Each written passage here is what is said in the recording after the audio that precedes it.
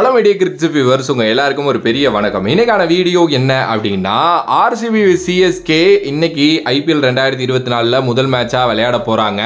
எப்படி இருக்க போகுது இந்த மேட்ச் அண்ட் இவங்க ரெண்டு பேரும் இது வரைக்கும் முன்னாடி எல்லாம் எப்படி மோதி இருக்காங்க, இந்த ஸ்டாட்ஸ் எல்லாம் என்ன சொல்லுது அப்படிங்கிறத பத்தி பேசலாம். ஓகே, பொதுவாகவே எனக்கு ஒரு பிலீவ் இருக்கு. என்னைக்குமே இந்த ஸ்டாட்ஸ் எல்லாம் வந்து பாத்தீங்க அப்படின்னா பெருசா நான் நம்ப மாட்டேன். ஏன்னா அன்னைக்கான டே, அன்னைக்கு பிளேயர்ஸ் எப்படி விளையாடுறாங்க, அந்த ஸ்குவாட் எப்படி இருக்கு, அன்னைக்கான பவுலிங் யூனிட் எப்படி இருக்கு, இப்படி எல்லாம் பொறுத்து தான் இது வந்து இருக்கும்.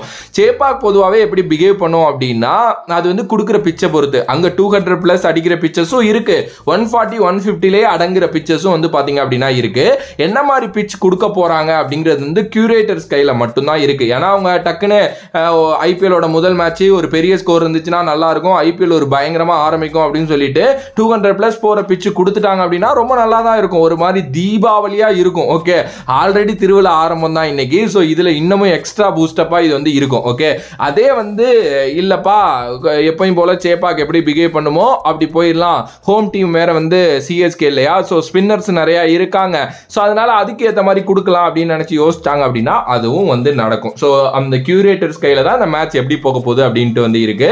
இன்கேஸ் அது நல்ல பிச் கொடுத்துட்டாங்க அப்படின்னா ஆர்சிபிக்கு வலுவா அமைஞ்சிடும். ஏன்னா அடியால் துட்டால் பேட்ஸ்மேன்ஸ் வச்சிருக்காங்க, நொறுக்கிடுவாங்க வச்சுக்கிட்டு. ஓகே, இன்னொரு சைடு சிஎஸ்கேவும் அடிப்பாங்க, ஆனா ஆர்சிபி வந்து கொஞ்சம் பேட்டிங்ல என்னைய பொறுத்த வரைக்கும் ஸ்ட்ராங்கா இருக்காங்க. ஓகே, ஸோ இதுக்கு முன்னாடி சேப்பாக்ல வந்து நிறைய மேட்சஸ் ஆர்சிபி சிஎஸ்கே விளையாண்டுருக்காங்க. ஒரே ஒரு வாட்டி தான் ஆர்சிபி ஜெயிச்சிருக்காங்க, அதுவும் 2008 காலகட்டத்திலலாம் சொல்றாங்க.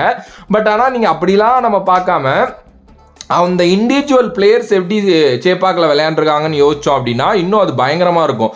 ஏன்னா ஃபேப் வந்து பார்த்தீங்க அப்படின்னா அவர் சேப்பாக்கிலே குடியிருந்த ஒரு ஆள், ஒரு டைமில் அவருக்கு எப்படி அது பிஹேவ் பண்ணணும்னு தெரியும், அடிச்சு விடுவார். விராட் ரீசெண்டாக ஆஸ்திரேலியாவோட சேப்பாக்கில் எந்த மாதிரி ஆடினாரு அப்படிங்கிறதும் நான் சொல்லி தான் உங்களுக்கு தெரியணும்னு இல்லை, பயங்கரமாக ஆடிட்டாரு.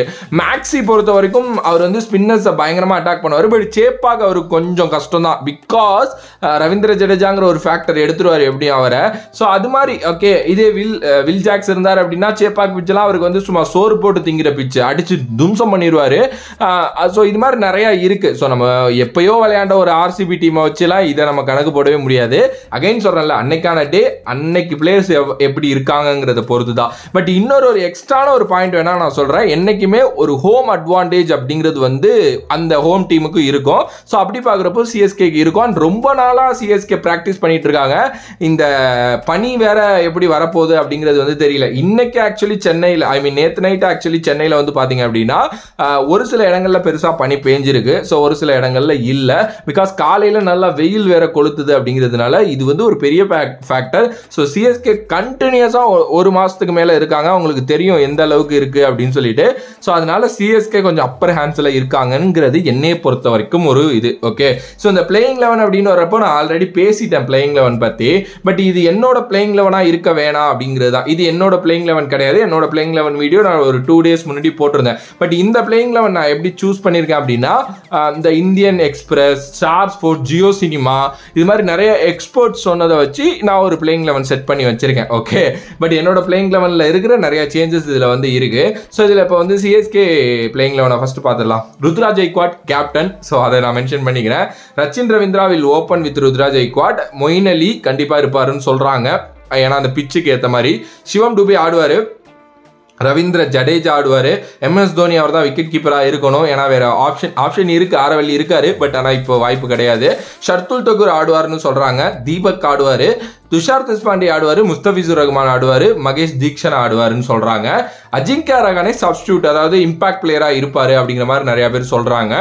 அஜிங்கியா ரஹானேவும் துஷார் தேஷ்பாண்டேயும் மாறிப்பாங்கன்னு சொல்றாங்க. மேபி இருக்கலாம். என்னைய பொறுத்த வரைக்கும் சிவம் டூபே அண்ட் துஷார் மாறுறதுக்கு சான்சஸ் இருக்குன்னு நான் சொல்லியிருந்தேன். பட் இவங்க இப்படி சொல்றாங்க. என்னோட இதுல டேரில் மிச்சல் இருந்தாரு, ஆனா இவங்க மொயின் அலி இருக்குன்னு சொல்றாங்க. மேபி நீங்க என்னவோ கமெண்ட் பண்ணுங்க. ஆர்சிபி பொறுத்த வரைக்கும் இட்ஸ் என்னோட 11 தான் இது. ஓகே, சேம் 11 தான் நானும் சொல்லுவேன். ஃபேப், விராட் ஓப்பனிங், கேமரூன் கிரீன் இல்ல ரஜத் பட்டிதார், இவங்க ரெண்டு பேர்ல 3-4 மாத்தி ஆடிப்பாங்க. அது வந்து எப்படி விக்கெட் உழுகுதோ அதை பொறுத்து. ஓகே, அடுத்தபடியா கிளென் மேக்ஸ்வெல் வந்துருவாரு, மகிபால் லாம்ரர் டெஃபினெட்லி ஆடுவாரு, தினேஷ் கார்த்திக் அவர் தான் விக்கெட் கீப்பரா இருக்காரு, சுயாஸ் பிரபுதேசாய் ஆடுவாரு. ஏன்னா ரீசெண்ட் டைம்ஸ்ல நல்லா பண்ணிருக்காரு கோவாக்காக, அவரோட டொமஸ்டிக் கேம்ஸ்ல ஒரு நல்ல ஹிட்டர் அவரு, ஸோ அவர் ஆடுவாரு நிறைய. அண்ட் சென்னைக்கு அகேன்ஸ்டாவும் நல்லா ஆடி இருக்காரு இதுக்கு முன்னாடி. லாக்கி ஆடுறதுக்கு நிறைய சான்சஸ் இருக்கு அப்படின்னு சொல்றாங்க. என்னைய பொறுத்த வரைக்கும் ரீஸ்டாப்ல ரீஸ்டாப்லி இருந்துச்சு. பட் ஓகே தான், லாக்கி ரீஸ்டாப்லி யார் வேணாலும் ஆடலாம். முகமது சிராஜ் வந்து பார்த்தீங்க அப்படின்னா ஆடுவாங்க. அதே மாதிரி வந்து பார்த்தீங்கன்னா கரண் சர்மா ஆடுறதுக்கு நிறைய சான்சஸ் இருக்குது பிகாஸ் ஆஃப் சேப்பாக் பிச். அந்த பையனும் அந்த மனுஷனும் சேப்பாக்கில் நிறைய கேம்ஸ் வந்து ஆடி இருக்காரு. ஓகே, அதே மாதிரி வந்து இம்பாக்ட் பிளேயராக ஆகாஷ் தீப் இருப்பார் அப்படின்னு சொல்கிறாங்க. மேபி ஆகாஷ் தீப் அண்டு அந்த சுயஸ் பிரபுதேசாய் மாறிப்பாங்க. அப்படி இல்லைன்னா மகிபால் லாம்ரோட மாறுறதுக்கு நிறைய சான்சஸ் இருக்குது. ஓகே, இதுதான் வந்து பார்த்தீங்க அப்படின்னா அந்த பிளேயிங் 11 செட்டப்பு. ஸோ பார்க்கலாம் என்ன நடக்க போகுது அப்படின்னு சொல்லிட்டு. ரொம்ப நல்ல ஒரு கேமாக இருக்குங்க. என்னை பொறுத்த வரைக்கும் ஐபிஎல்னாலே திருவிழா தான். நான் ஒரு லெவலுக்கு மேலே ரொம்ப மெச்சூர்ட் ஆகிட்டேன். I M A CSK fan. But அதெல்லாம் சொல்லக்கூடாதுன்னு சொல்லுவாங்க. But openly set I M A CSK fan. But எனக்கு யார் ஜெயிச்சாலும் ஓகேங்கிற மாதிரி ஒரு மைண்ட் செட் எனக்கு இருக்குது. பட் ஏன்னா அவ்வளோதான், நிறையா விளையாடுறாங்க, கஷ்டப்படுறாங்க. ஸோ இன்னும் எனக்கு விராட் கோலி இந்த வாட்டி கப் அடிக்கணும்னு ரொம்ப நல்லா தோணுது. இல்லை சஞ்சு சேட் அடித்தா நல்லாயிருக்கும். பார்க்கலாம் என்ன நடக்க போகுது அப்படின்னு சொல்லிட்டு. உங்களோட கருத்து இதை பற்றி என்னவோ மறக்காமல் கமெண்ட் பாக்ஸில் கமெண்ட் பண்ணிவிட்டு இந்த வீடியோவை ஷேர் பண்ணுங்கள். அண்ட் நான் மேட்ச்சுக்கு போகிறேன். ஸோ மேட்ச்லேருந்து லைவ் முடியாது, விளாக்ஸ் எடுத்து முடிஞ்சால் நான் அப்லோடு பண்ணுறேன். பிகாஸ் எனக்கு அதெல்லாம் எடுக்கவும் தெரியாது, நான் பண்ணதும் கிடையாது. பட் எடுத்து நான் வேணா பண்ணுறேன். ஸோ பார்க்கலாம். ஓகே, அண்ட் வேற ஒரு வீடியோவில் வேற ஒரு கான்செப்ட் வந்து உங்களை சந்திக்கிறேன். அதன் bye from this VJ Mani. Love you all, stay safe மக்களே.